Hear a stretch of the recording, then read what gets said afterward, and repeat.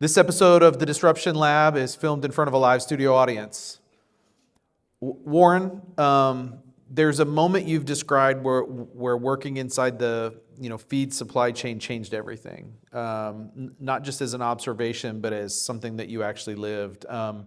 Take me back inside of that. What did it feel like to watch people make million-dollar decisions as guesses? Yeah, for sure. So my first experience in the feed supply chain was working as a product manager for a company called Milk Movement.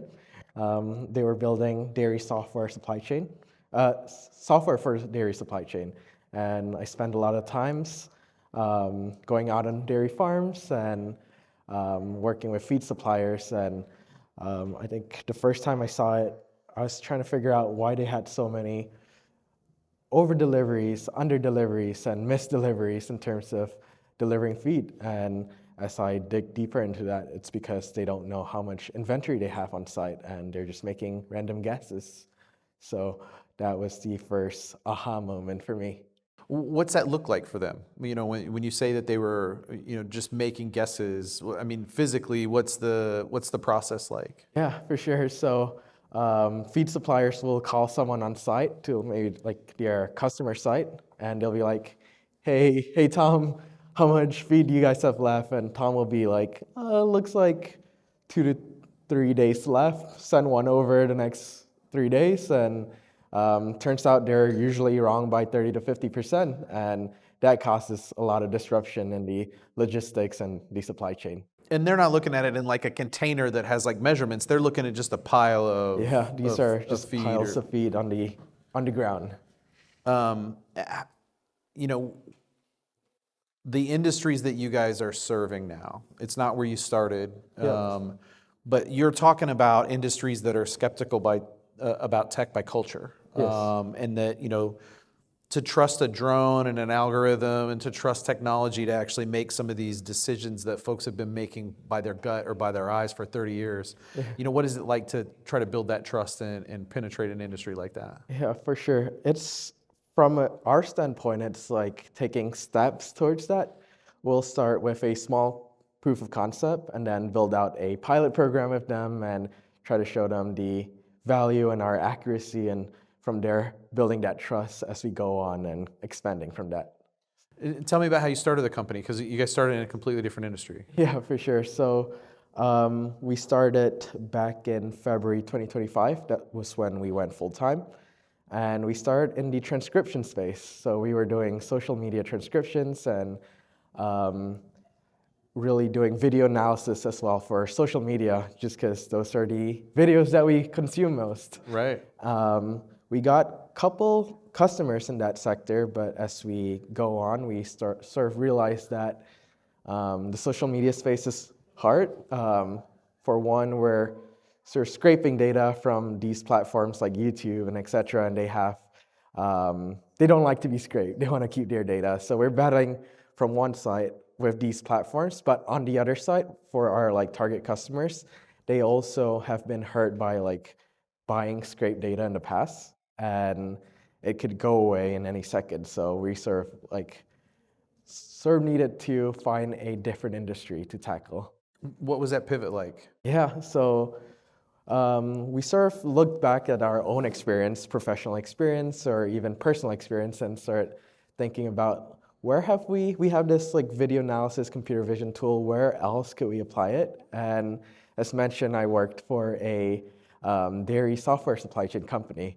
So I remember back in my experience, I was like, oh wait, I remember they had issues with tracking their inventory, ground inventory, and maybe we could set up some cameras and sensors and help them track it so that they could make great logistical decisions out of their inventory. So reached out to some people that I knew from the industry, and that's how we got to pivot. Did you just test it on a pile of feed? How did you, what was the kind of first step in? I mean, saying that there's an opportunity there, recognizing the need is one thing, but actually getting other people to believe that it was something you guys were qualified and capable of and those types of things. That's right. Must have been an entirely different kind of, journey. Yeah. Our very first proof of concept, we bought packing peanuts from Office Depot and just dump it on the ground. Tried to run some of our computer vision algorithms on it, tested out like lidars and other types of sensors as well. So very, very hacky way of proving out the first initial proof of concept. And did you have to count the peanuts to like determine how accurate you were? We bought it in like 20 cubic feet. So Okay, we so had, you knew. yeah, we You knew it already was knew. like, yeah, Yeah. that's right. And that's how we sort of did our first proof of concept from the technology side. So talk to me a little bit about, the industry that you're serving right now.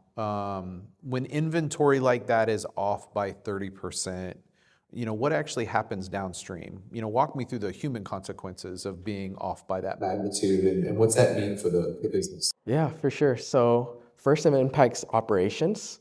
When you don't know how much you have, you don't know when to schedule trucks, and you tend to do your best guess. And as mentioned, a lot of times they'll over-deliver, and that's an issue because when you deliver something that doesn't need to be there, the trucks might either be sent back or it's left out to potentially spoil.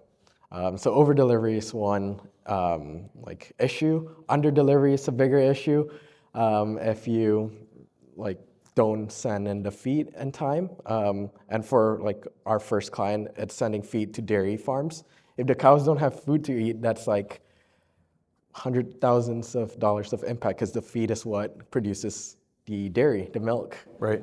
So that's another big issue. And from an auditing standpoint and knowing how much inventory you have, that's also another downstream issue. And now when you're talking about impacting a dairy farm, I mean, the human impact on that has got to be substantial. It's not just to the business and to the forecasting and so on. It's the livelihood of right. the folks who live on the farm and the folks who exactly. work The there. producers that are working so hard every single day to get food in front of everyone. It's the downstream impact is big.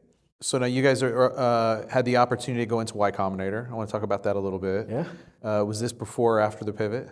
This was after the pivot. Okay. So we pivoted and we applied to Y Combinator with this new idea. And previous to that, we actually applied 3 different times with the transcription idea and didn't get in until we pivoted.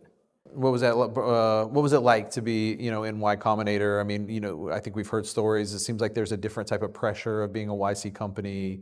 What was the experience like for you and Cole? Yeah, for sure. So it's a 3 to 4 month program, and by the end of that program, it's the YC demo day.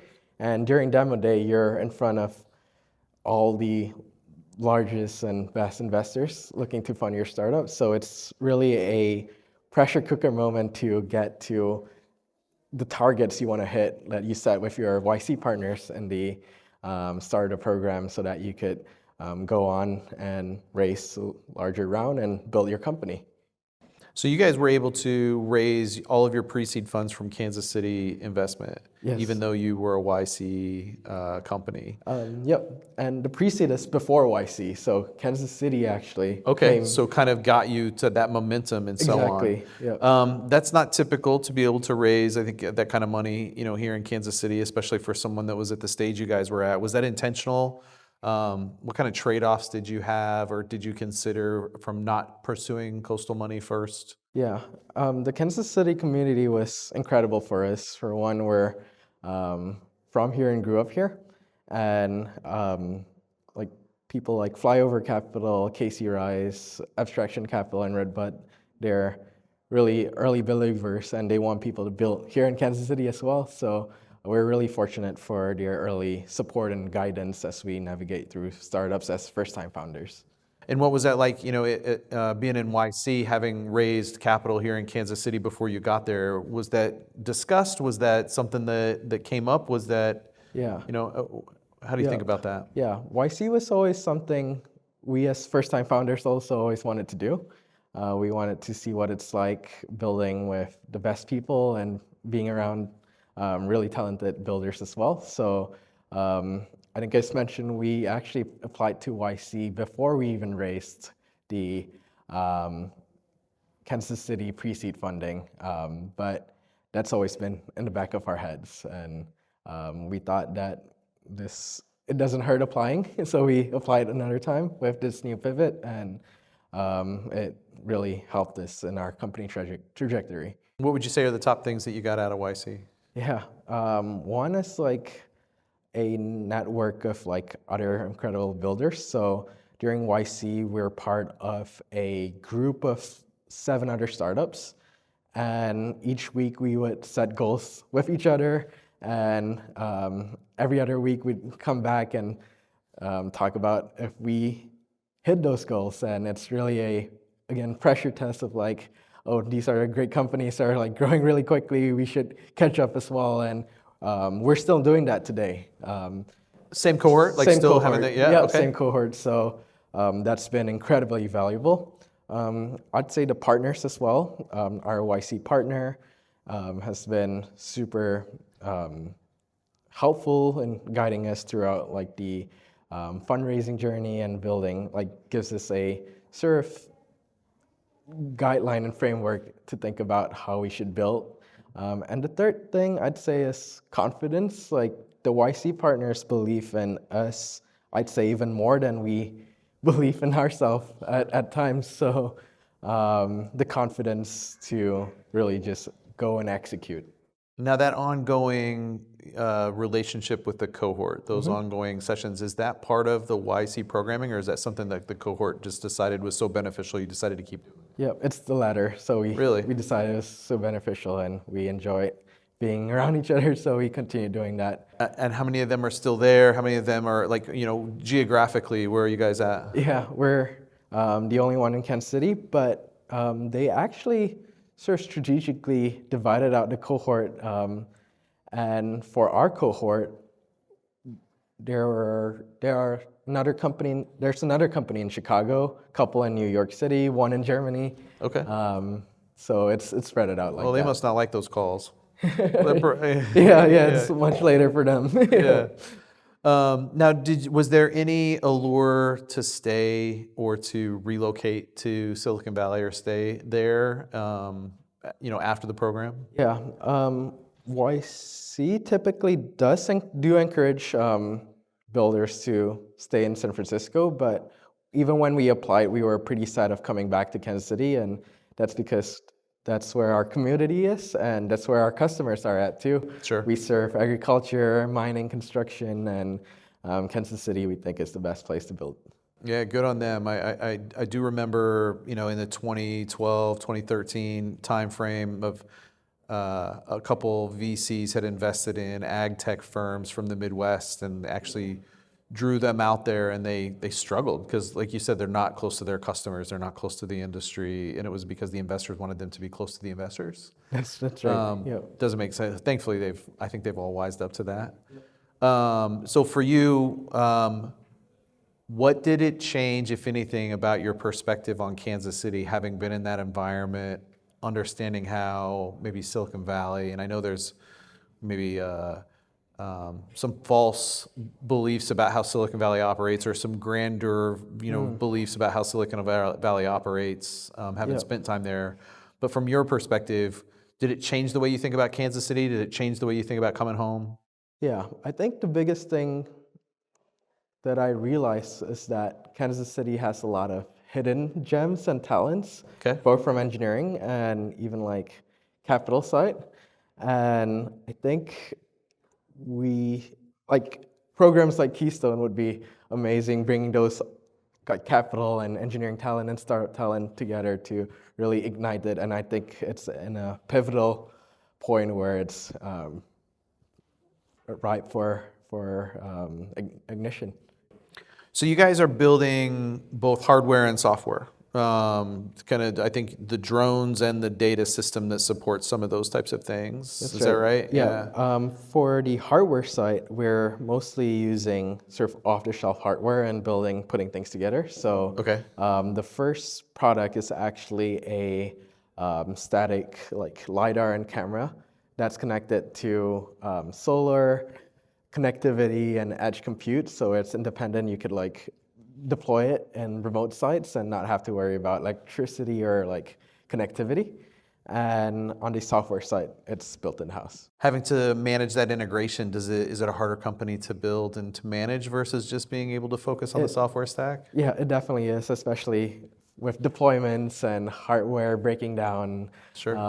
And being in like industrial rugged environments. But I think we're actually more excited being in this space because that, I think, makes our moat even stronger. So what is it like managing kind of those deployments in maybe non-traditional environments like that? When you talk about, working in industrial environments, working in places like feedlots or, Yep. some of the areas that you're talking about, what kind of challenges has that presented you with? Yeah, for sure. For the first few deployments, it was actually Cole, my co-founder, and I going out there trying to figure out how to operate a scissor lift and boom lift and attaching the devices ourselves. But right now we are looking at a larger scale deployment plan, and we're looking at like hiring operational contractors in different sites to deploy it for us. And I think as we grow, we'll continue learning whether that's the best approach or maybe hiring an in-house operation deployment teams. I think that's where our heads are at right now. Now you guys landed a pilot with Cargill, is that right? That's right. Yep. Yeah, there's a 3-person company. Yeah, that's right. How? It's so I knew we met someone from Cargill during my time at Milk Movement. So I was a product manager there, and we were doing some work with Cargill already. And that was actually how I first got introduced to the problem as well. So when we started the pivot, we reached out to people that I knew already in the industry, and that's sort of how it got started. Walk me through that sales process. I mean, knowing someone there is one thing, but actually being able to land a pilot, being able to land some of the work that you guys, walk me through the sales process. How did that work for you? Yeah, for sure. So, several layers. First, we had a champion there, and we established a relationship with the champion. Now, was this the person you knew previously, or did you have to establish another relationship that became it's the the champion? person I knew previously. Okay. All right. So she's our main champion. And from there, we sort of started, we knew they had this problem, but we needed to show early proof of concept. So that's where the early packing peanuts example, and we even did one with rice packs. Okay. So that was initial proof of concept, and she sort of went back and started talking to their P&L and the innovations team to understand is this something they want to pursue. And as we were talking to them, it seemed like it will take several weeks, if not months, but we were at that time at YC, and we needed to, as mentioned, close things really quickly so that we could hit our targets before demo day. And we started just asking her, what do you need from us? And she was like, oh, we need to put up a sort of business case for the company. And I was like, let us do that for you. So we wrote it out ourselves, wrote out what we think would be impactful for the business. From their side? Yeah, from their side, and handed it over to her because instead of her having to write it from scratch, she has a full business value case, and that, I think, fast-tracked a lot of the sales motion. So now is this what gave them confidence in doing it, but now something almost killed the deal though, right? I think I remember hearing something about... Yeah. I wouldn't say kill the deal. We had some identity crisis as fair enough. As a company going through pivots, we were like, is this the right space? Is this something that we want to go into? So it's mostly on our side instead of the company side or the customer side. But I think we sort of just looked back and tried to align what do we want to build for the next 10 years? And this seemed like something we want to build for the next 10 years. So that was what gave us conviction to take it all the way. So was that imposter syndrome on your side of, is this something we can do, or was it just not was it the alignment on, is this what we want the future of Dscribe to be, the future of the company to be? I think it was more we were consuming startup and VC podcasts, and we saw no one talking about this industry, and we were like, is this really a venture-backed company? But that's 100% the wrong way to think about about things. And a lot of green space if nobody else is talking exactly. about it, Yeah. right? So I'm glad we had that realization. Now, was that a realization that you and Cole came to? Was there somebody at YC that helped you kind of see it that way? Yeah, it's a little bit of both. Cole and I definitely came into that conclusion. during our time at YC, our YC partner, Eric Levine, was also, I'd say, very pivotal.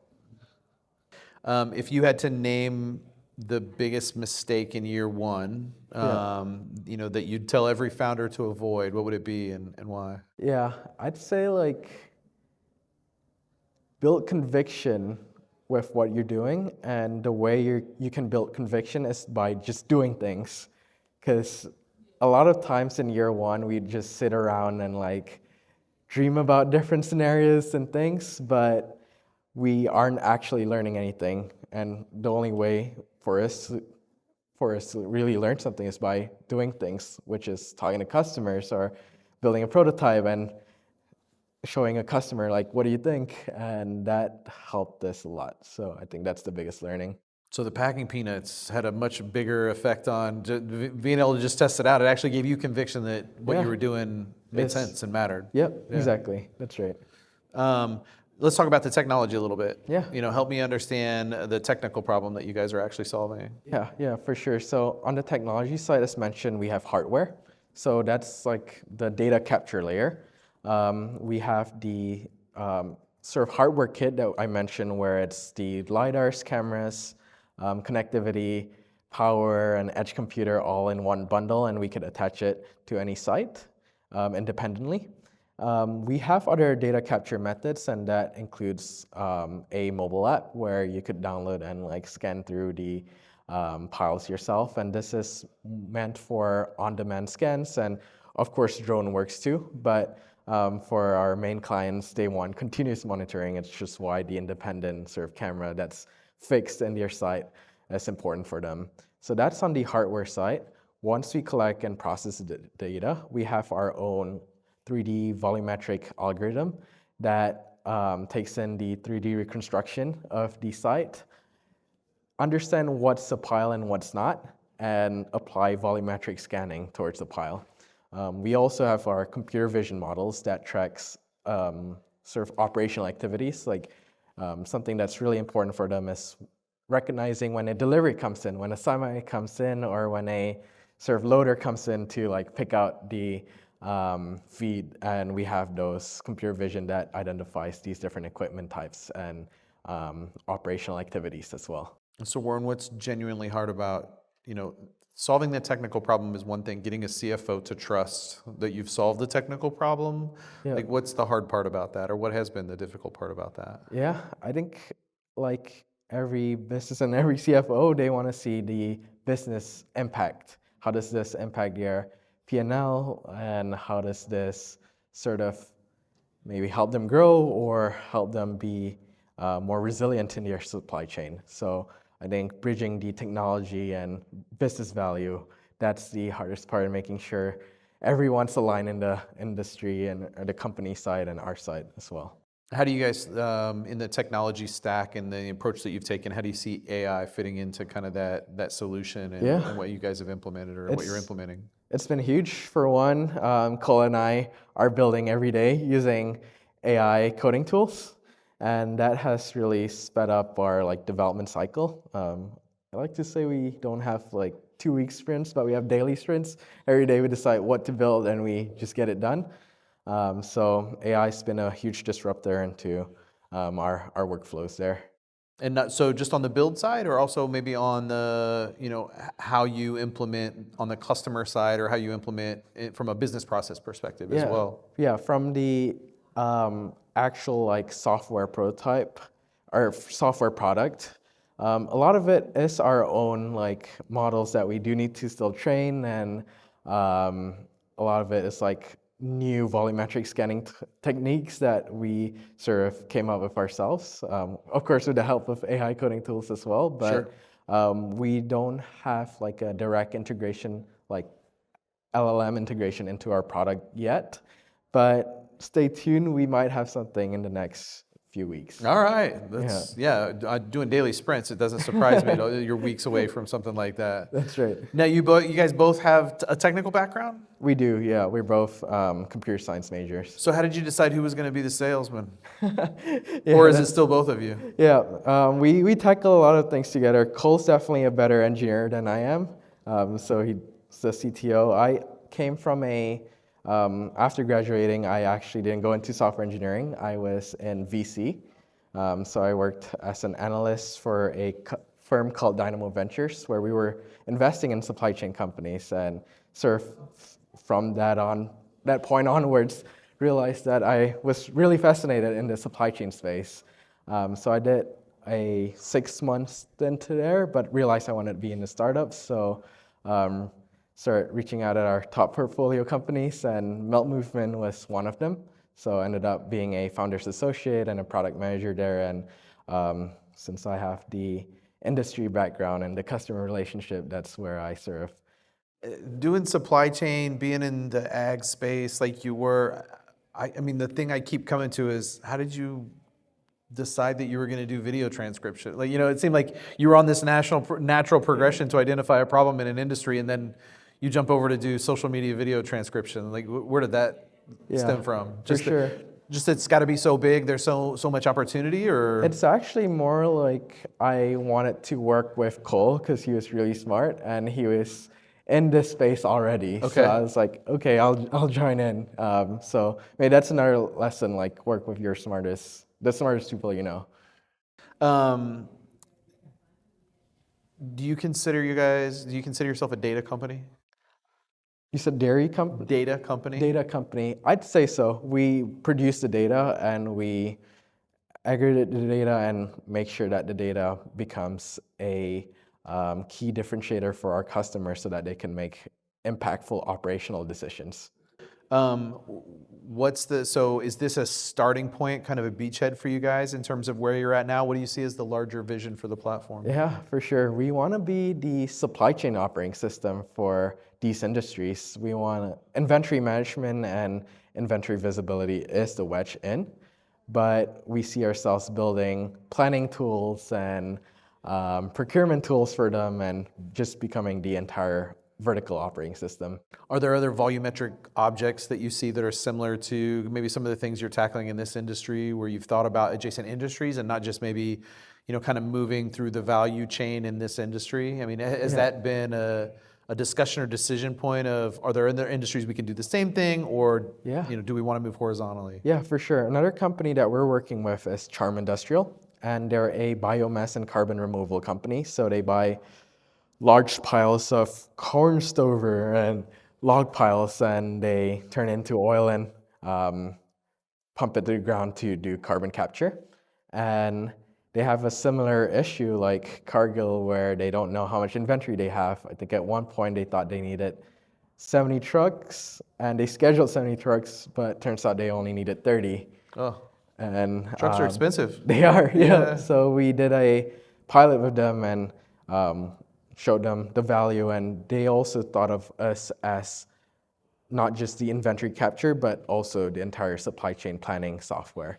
And we're starting to go to different industries, having conversations from mining piles to aggregate piles to pulp and paper, recycle waste, etc. And we have always been interested in different types of piles because our technology works for it. But as mentioned, when we did the equipments, we started looking at other types of bulk inventory that are not in the traditional boxes and barcodes, things like maybe assets or equipments in the yards, and having the ability to also track inventory for other types of bulk assets that's not in boxes, not inside the traditional boxes and barcodes. I gotcha. I want to switch over a little bit and talk about kind of leadership and, kind of your personal journey as a founder, or, the two of you as co-founders. I know Cole wasn't able to make it, but from your perspective, I heard you say this earlier in the conversation about the desire to be an entrepreneur, desire to be in entrepreneurship. Yeah. At some point, is that something you had always wanted to do, or, what was the drive to start your own company for you? So I'm originally from Indonesia, but my granddad is from China, and he immigrated to Indonesia when he was 16 and didn't know much Indonesian, but he is an entrepreneur himself and built a tire factory company and had over 300 employees, and I sort of followed that same journey coming to the US from Indonesia when I was 16, and I've always had that inspiration in the back of my head, and that's So family drive, just the experience of growing up around it kind of yeah, thing? Okay. that's right. Yeah, Yeah. Today was a big day for you. it is. Yeah, So yeah, tell me about that. yeah. Today was my naturalization. As of today, I'm officially, thank you. Yeah, U.S. citizen. Congratulations. Thank Yeah, you. definitely congratulations. It was a long journey Yes, to make it that was. happen as well. Yeah. Yeah. What was that process like as it relates to maybe your entrepreneurial journey versus having to go through that process? Yeah, full of ups and downs. Sure. But the entire journey has always been sort of a grateful moment for me as I look back. So ups and downs, but always grateful. Let me ask you one. What's the hardest thing about being an entrepreneur from your perspective? Yeah, I'd say it's the constant ups and downs. There could be days where we're like flying high, just build a new product or talk to a really interesting prospect, and there are days where we get rejected from investors, from customers, from potential customers, from potential hires, and I think balancing that ups and downs. What has surprised you most about building a company? Not maybe the market or the technology specifically, but about the process of actually building an organization. Yeah, I think that's a really good question. I think biggest thing that surprised me has been it's not just about like building the product. You got to think about it as like how are you and your co-founder doing, and how is your relationship with your co-founder, and how are you looking at building a company that's just like that's gonna be here for the next few decades. And I think that's surprising, especially coming from like a computer science engineering background. Sure. Say more. Like when you talk about building a company or the relationship side of that, what specifically about those things is? Yeah, making sure that we're aligned, and if we're not talking about it, I think I come from a background that's more like less assertive, and like we avoid conflicts, especially growing up. And sometimes that's not the best for a company. You gotta sort of confront those conflicts so that you guys could be aligned and have the long-term vision as co-founders. So a lot of personal growth That's there right. for you. Yeah, that's right. Now, having met Cole a few times, I feel like you're similar though, personality-wise, in that regard, right? I mean, Yeah. Cole doesn't strike me as a guy who like relishes conflict either. No, yeah. So it's a learning process that we both have gone through together. Okay, yeah. If you could redesign one part of the agricultural system, the ecosystem, and so on, based on kind of what you know now, what would it be and why? Yeah, it has to be inventory visibility. Okay. People need to know how much they have so that they can make great operational decision, and that's where we come in. Let me ask you, you're in Launch KC Yep. in the cohort. When you think about the entrepreneurial ecosystem, your experience in Silicon Valley and through some of the other things you've been through, what is it that the ecosystem is providing for you now? And then also, what is it that you wish that you could get more of from the ecosystem or from Kansas City? Yeah, for sure. So as mentioned, we had that group of 9 other companies, NYC. Launch KC is similar, where we have 8 other like talented companies building here in Kansas City. And being in person is even more energizing, where we could sort of help each other set greater targets and grow together.